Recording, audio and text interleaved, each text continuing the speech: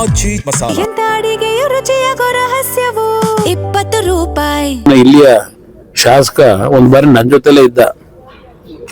ಆ ಟೈಮಲ್ಲಿ ಅವರಿಬ್ಬರು ಪಟಾಲಂಗಳು ಕಾಂಟ್ರಾಕ್ಟರ್ಸ್ 500-600 ಕೋಟಿ ಕೆಲಸ ಮಾಡಿ ದುಡ್ಡು ಹೊಡ್ತಿದಾರಲ್ಲ. ಅಯ್ಯೋ ಅಣ್ಣ ಎತ್ತಬೇಡಣ್ಣ ವಿಷಯ ಅಣ್ಣ ಅಂತ ಬಂದು ಕಾರಿಡ್ ಕೆಳಗೆ ಬಂದಿದ್ದಲ್ಲ, ಅದ್ ನೆನೆಸ್ಕೋಬೇಕು. ಇವರೆಲ್ಲ ಯಾಕೆ ಬಂದವ್ರೆ ಅಂತೇಳಿ ಇವರಿಂದ ನಾನು ಕಲಿಬೇಕಾ? ಇವತ್ತು ಮಾತಾಡ್ಬೇಕಾದ್ರೆ ಯಾವ ಕಾರಣಕ್ಕೋಸ್ಕರವಾಗಿ ಆ ನೈಸ್ ಯೋಜನೆ ವಿರುದ್ಧ ಧ್ವನಿ ಎತ್ತಿದೀವಿ. ಕೋರ್ಟ್ ಆದೇಶ ಏನ್ ಕೊಟ್ಟಿದೆ. ಹಿಂದೆ ಎಲ್ಲ ಈ ರಾಜ್ಯದಲ್ಲಿದ್ದಂತ ಅಧಿಕಾರಿಗಳು, ಇವತ್ತಿನ ಮುಖ್ಯಮಂತ್ರಿ ಇವರೆಲ್ಲ ಸೇರಿ ಆ ಕಂಪನಿಗೆ ರೆಡ್ ಕಾರ್ಪೆಟ್ ಹಾಕಿ ಯಾವ ರೀತಿ ಆ ಕಂಪನಿ ಜೊತೆ ಶಾಮೀಲಾಗಿ ರೈತರನ್ನ ಬೀದಿ ತಂದಿಟ್ರು. 20 ವರ್ಷದಿಂದ ಭೂಮಿ ದುಡ್ಡು ಕೊಟ್ಟಿಲ್ಲ. ಕೋರ್ಟ್ ಅಲ್ಲಿ ಹೇಳ್ತಾರೆ, ಇದೇ KDB ನೈಸ್ ಕಂಪನಿ ಮಾಲೀಕರು. ಈ KDB ಆಕ್ಟ್ ಇರೋದನ್ನೇ ಏನ್ ನಾವು ಭೂಮಿನ ಅಕ್ವೈರ್ ಮಾಡಿದ ತಕ್ಷಣ ದುಡ್ಡು ಕೊಡಬೇಕು ಅಂತ ಇಲ್ಲ, ಯಾವಾಗ ನಮ್ ಕೈಲಾಗುತ್ತೋ ಕೊಡ್ತೀವಿ. ಅಲ್ಲಿವರೆಗೆ ರೈತರು ಕಾಯ್ಬೇಕು ಅಂದ್ರೆ ಇವತ್ತು ಏನಾಗಬೇಕು? ನಿವೇಶನಗಳು ಕೂಡ ಕೊಟ್ಟಿಲ್ಲ ಸರ್. ನಿವೇಶನ 4000 ಕುಟುಂಬಕ್ಕೆ ನಿವೇಶನ ಕೊಡ್ತೀವಿ ಅಂತೇಳಿ ನಿವೇಶನ ಕೊಡ್ಲಿಲ್ಲ. ಇದೆಲ್ಲ ನೋಡೆ ನಾನು ಧ್ವನಿ ಎತ್ತಿದ್ದೀನಪ್ಪ. ನಾನು ಅಭಿವೃದ್ಧಿಗೆ ಕುಂಠಿತ ಕೊಡ್ಬೇಕು ಅಂತಕ್ಕಂಥದ್ದಕ್ಕೆ ನಾನು ಧ್ವನಿ ಎತ್ತಿಲ್ಲ. 27 ವರ್ಷ ಆಯ್ತು. ಇನ್ನು ಎಷ್ಟು ವರ್ಷ ಬೇಕು ಬೆಂಗಳೂರು ಮೈಸೂರು ರಸ್ತೆ ಮಾಡಕ್ಕೆ? ಈಗಾಗಲೇ ನ್ಯಾಷನಲ್ ಹೈವೇ ಮಾಡೋರಲ್ಲ. ಈ ರಸ್ತೆ ಎಷ್ಟು ವರ್ಷದಲ್ಲಿ ಮಾಡಿದ್ರಿ? ಈಗ ಬೆಂಗಳೂರು ಟು ಮೈಸೂರು ಈಗ ರಸ್ತೆ ಆಗಿದೆ. ಇವರು 95ನೇ ಇಸ್ವಿ ಅಲ್ಲಿ ಮಾಡಕ್ಕೂ ಕಾರಣ ಮಾಯಗಾನಹಳ್ಳಿ ಹತ್ರ 84ನೇ ಇಸ್ವಿನಲ್ಲಿ ಯಾವೊಂದು ಮಕ್ಕಳು ಬಸ್ ಆಕ್ಸಿಡೆಂಟ್ ಆಗಿ 8 ಮಕ್ಕಳು ತೀರ್ಕೊಂಡು ಹೋಗರಲ್ಲಿ. ಆ ಹಿನ್ನೆಲೆಯಲ್ಲಿ ದೇವೇಗೌಡರು ಈ ರಸ್ತೆ ಒಂದು ದೊಡ್ಡ ರಸ್ತೆ ಆಗಬೇಕು ಅಂತ ತೀರ್ಮಾನ ತಗೊಂಡಿದ್ದು, ಜನಕ್ಕೆ ಒಳ್ಳೇದು ಮಾಡ್ಬೇಕು ಅಂತ ಹೇಳಿ. ಆಮೇಲೆ ಬಂದಂತ ನೀವೇನ್ ಮಾಡ್ತಾ ಹೋದ್ರಿ?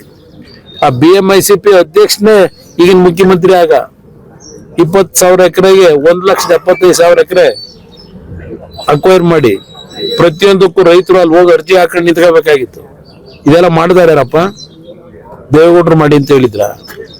ಇದು ಬೇಕಾದಷ್ಟು ಚರ್ಚೆ ಮಾಡಬೇಕು ಅಂದ್ರೆ ವಿಷಯಗಳಿದೆ. ಇವ್ರು ಏನೇನು ಮಾಡಿದ್ದಾರೆ ಇವತ್ತು ಅಭಿವೃದ್ಧಿ ಹೆಸರಿನಲ್ಲಿ, ಅದಕ್ಕೆ ಧ್ವನಿ ಎತ್ತಲಿಕ್ಕೆ ಯಾರ ಕೈಲೂ ಸಾಧ್ಯ ಇಲ್ಲ. ಜನ ನಮಗ್ ಶಕ್ತಿ ಕೊಟ್ಟವ್ರೆ, ಆ ಶಕ್ತಿ ಜನಕ್ಕೋಸ್ಕರ ಧ್ವನಿ ಎತ್ತೀವಿ. ಎಲ್ಲಿ ಯಾವ ಪಾಪದೊಳೆ? ಎಲ್ಲಿ ಕೊಳೆ ಇದೆ? ಎಲ್ಲಿದೆ ಕೊಳೆ? ಹೆಂಗಿದ್ದು ನಾವು ರಾಮನಗರಕ್ಕೆ ಬಂದಾಗ ಕನಕಪುರ ಇತ್ತಲ್ಲ, ಕನಕಪುರ ತಾನೇ ಆಗಿತ್ತು. ಬೀದಿ ಕಂಬಿ ಇರ್ಲಿಲ್ಲ, ಲೈಟ್ ಇರ್ಲಿಲ್ಲ ಕನಕಪುರದಲ್ಲಿ.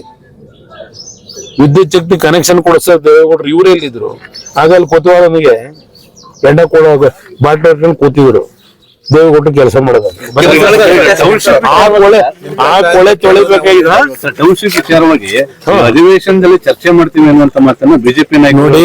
ಈಗ ನಾನು ಏನು ಆಯ್ತಪ್ಪ, ಚರ್ಚೆನೂ ಬೇಡ ಏನೋ ಬೇಡ.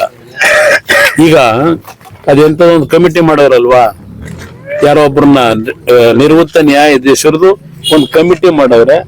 ಅದಕ್ಕೆ 3 ಜನ ಸರ್ಕಾರದ ಅಧಿಕಾರಿಗಳನ್ನು, ನಿವೃತ್ತ ಅಧಿಕಾರಿಗಳನ್ನೇ ನೇಮಕ ಮಾಡವ್ರೆ.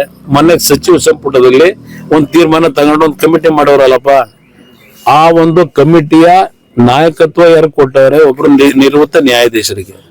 ಆ ನ್ಯಾಯಾಧೀಶರು ಏನೊಂದು ತೀರ್ಪು ಕೊಟ್ರು ಹಿಂದೆ ನ್ಯಾಯಾಧೀಶರಿದ್ದಾಗ.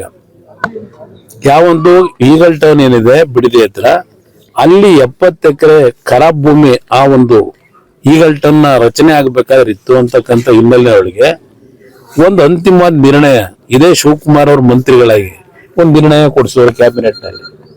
ಎಕರೆಗೆ 12 ಕೋಟಿ ಫಿಕ್ಸ್ ಮಾಡಿದ್ರು ಅವನಿಗೆ ಕಟ್ಟು ಅಂತ ಹೇಳಿ ಆ ಈಗಲ್ ಟನ್ ಮಾಲೀಕನಿಗೆ. ಅದು 940 ಕೋಟಿ 70 ಎಕರೆಗೆ. ಅದನ್ನ ಹೈಕೋರ್ಟ್ ನಲ್ಲಿ ಹೋದಾಗ ಅಲ್ಲಿ ಈಗಿನ ಏನೊಂದು ಪರಿಶೀಲನೆ ಮಾಡಿ ರೈತರುಗಳನ್ನ ಭೇಟಿ ಮಾಡಿ ಎಲ್ಲ ಒಂದು ವರದಿ ಕೂಡ ಕೇಳೋರಲ್ಲ ಈಗಿನ ಆ ನ್ಯಾಯಾಧೀಶರು. ಅವತ್ತು ಅವ್ರು ಏನ್ ಹೇಳಿದ್ರು, ಎಕರೆಗೆ 12 ಕೋಟಿ ಸರ್ಕಾರ ಏನ್ ಫಿಕ್ಸ್ ಮಾಡಿತ್ತು ಆ ತೀರ್ಮಾನ ಎತ್ತಿಡಿದ್ರು. ಈಗ ಆ ನ್ಯಾಯಾಧೀಶರು ನಾನು ಕೇಳೋದು ಇಷ್ಟೇ, ಪಾಪ ಈಗ ನಿಮ್ಮ ಅಧ್ಯಕ್ಷತೆಯಲ್ಲಿ ಮಾಡೋರಲ್ಲಪ್ಪ, 10 ವರ್ಷದಿಂದ ಆ ಒಂದು ಈಗೇನು ಟೌನ್ಶಿಪ್ ಮಾಡೋದಕ್ಕೆ ರೈತರ ಭೂಮಿ ತವಡಿಯಕ್ ಹೋಗೋರಲ್ಲ, ಅವತ್ತು 10 ವರ್ಷದಿಂದ 12 ಕೋಟಿ ಫಿಕ್ಸ್ ಮಾಡಿದ್ರಲ್ಲ. ಈಗ ಹೇಳ್ತಾರೆ ನಮ್ಮ ಲೀಡ್ರು 2 ಕೋಟಿ ಕೊಡ್ತಾ ಇದೀನಿ, 2 ಕೋಟಿ ಕೊಡ್ತೀನಿ ಅಂತಾರಲ್ಲ. ಅವತ್ತು 12 ಕೋಟಿ ಫಿಕ್ಸ್ ಮಾಡಿದಿರಲ್ಲಪ್ಪ, ಎಷ್ಟು ಮಾಡ್ತೀರಿ? 10 ವರ್ಷ ಆಗಿದೆಯಲ್ಲ. ಅದೇ ಪಕ್ಕದ ಜಮೀನುಗಳಿದೆ ರೈತರಿಗೆ ಈಗ ಹೊಡಿಬೇಕು ಅಂತ ಹೊರಟಿರೋದು.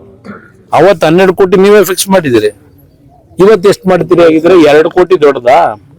2 ಕೋಟಿ ಹಣ ದೊಡ್ಡದ ಹಾಕಿದ್ರೆ ಆ ನ್ಯಾಯಾಧೀಶರಿಗೆ ಹೇಳ್ತೀನಿ, ಈಗೇನು ವಹಿಸ್ಕೊತಾ ಇದ್ದೀರಿ, ಸರ್ಕಾರ ಜವಾಬ್ದಾರಿ ಕೊಡ್ತಿದೆ.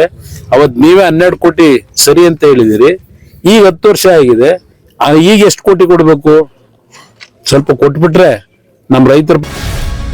ಗ್ಯಾರಂಟಿ ನ್ಯೂಸ್, ಸುದ್ದಿ ಖಚಿತ, ನ್ಯಾಯ ನಿಶ್ಚಿತ.